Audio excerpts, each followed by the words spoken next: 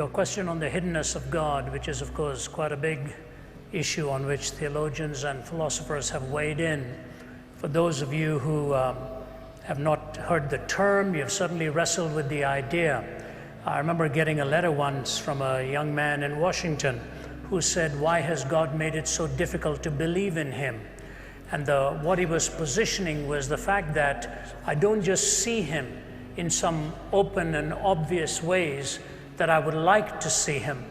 And people sometimes when they raise these questions wonder whether Christian apologists don't think of these things, they don't struggle with these things, they don't wrestle with these things.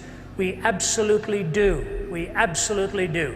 But I want to give you 2 or 3 lines of approach on how to address this. Number one, that while you never have that sense where at every juncture and at every time you wanted God to show up in some obvious way, he has actually shown up in that obvious way. You never seem to have that as a very constant experience. You have just enough experience either in your life or from observing somebody else's where you see that only the supernatural, only God could have explained what it is that's happened in this instance. Let me give you a couple of illustrations of this. Last week I was in Williamsburg, and the day before that, just before I went and spoke there was a gentleman who had asked if I could see if I would come and visit him. He was a retired minister. He was in his 70s. The last 30 to 35 years of his life, it all began with an episode where he slipped and fell for no explainable reason at all. A few days later, he stumbled again. And by the time he was getting used to walking once more, he said, "Something is not right.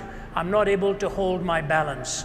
They discovered some kind of a spinal problem that was deteriorating, went on from there to a wheelchair, and then to be carried about in a stretcher.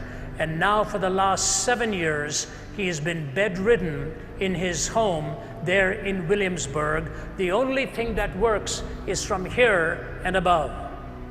Nothing else works. He's a prisoner in his own body.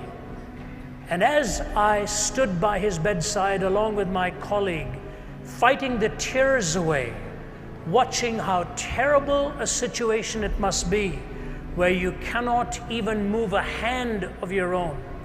And he, with his head propped up, he said to my colleague and myself, my colleague was here tonight, he said, "You know, Ravi, in the last 8 years of my life, the less able I have become, the more close I have sensed God coming to me, and the more productive I have been in creating a series of Bible studies for 780 series of studies for Bible colleges and seminaries all over the world."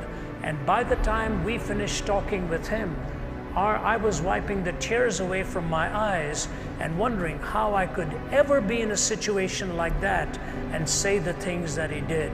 When you have lived a life that walks closely with God, you find out that physical debilitation with all of its hazards is not the ultimate destruction and the ultimate loss in your life and mine. A woman who was totally disabled wrote, "He giveth more grace when the burdens grow greater.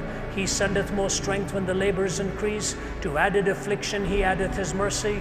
To multiplied trials his multiplied peace. When we have exhausted our store of endurance, when our strength has failed ere the day is half done, when we reach the end of our hoarded resources, our Father's full giving has only begun. His love has no limit, his grace has no measure, his power has no boundaries known unto men. For out of his infinite riches in Jesus, he giveth and giveth and giveth again." The largest number, you please allow me to stand, I have serious back issues myself.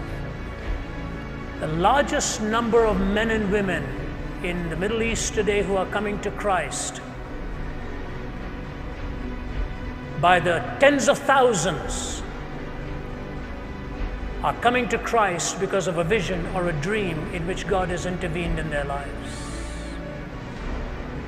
The countries have banned the gospel from coming in. I had one man in a country I shall leave unnamed. My wife and I were there meeting with him.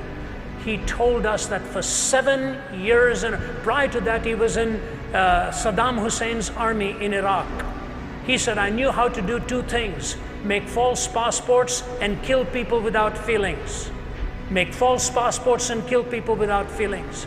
And I started to have this dream about Jesus every night, every night, every night.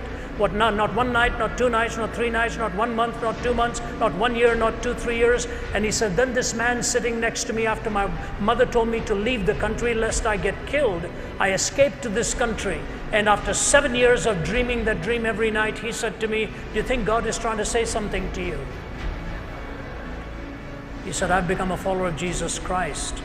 He said, I'm planning to go back to Iraq and tell the story. I said, how are you planning to get back? He said, I make passports. I said, don't even think of it. Ladies and gentlemen, for every one person whom I tell you God seems so hidden, I could tell you stories as I travel, how in enormous ways he will reveal himself to you. And the test I want to give you is this. You go to bed tonight, and I'll get on your knees and ask Jesus Christ, if he's who he claims to be, to reveal himself to you in one way or the other. And I'll tell you, sooner or later, he will make himself known till a point will come where you will say, there is no other explanation for what's happening other than that he is on my trail. You'll find it that he's not hidden, he's quite revealed.